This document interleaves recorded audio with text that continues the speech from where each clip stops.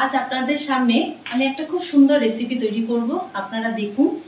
আজকে তৈরি করব লাউয়ের খোসা যেগুলো আছে, আমরা যেগুলো ফেলে দিই, সেই খোসা দিয়ে একটা খুব সুন্দর রেসিপি করব। সেটা কি কি নিয়েছি দেখুন। খুব অল্প কিছু লাগবে। তার সাথে কালো জিরে লাগবে, কাঁচা লঙ্কা, আর একটু সামান্য অল্প একটু হলুদ লাগবে, নুন লাগবে স্বাদ মতো, আর নামানোর আগে একটু পোস্ত দেব।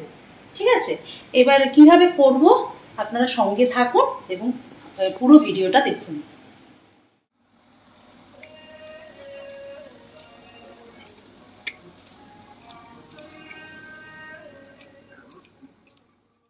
খোসাটা তো যেহেতু বাইরের জিনিস, বাইরের একটা আবরণ, এটাকে ভালো করে ধুয়ে নিতে হবে।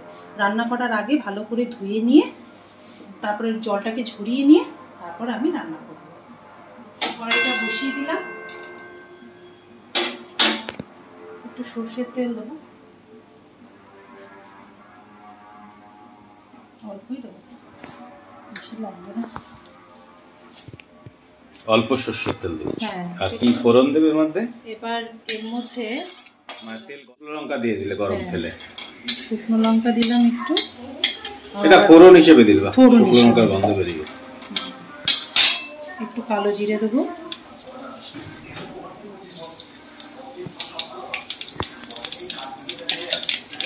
কমিয়ে দিলাম আঁচটা।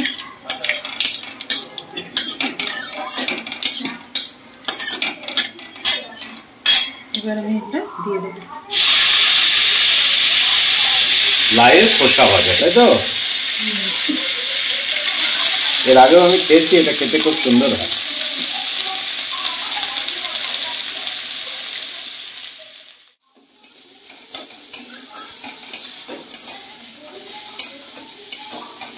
ভাজতে থাকবো,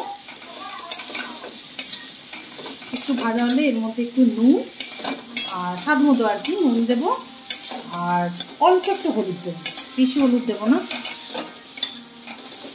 নুন দেবে আর একদম অল্প হলুদ, তাই তো? হলুদটা খুবই অল্প দেবো, না দিলেও চলে, অনেকে হলুদও দেয় না। এটা আমার মাছ থেকে শেখা, মা খুব রান্না করতেই লাউয়ের খোসা ভাজাটা।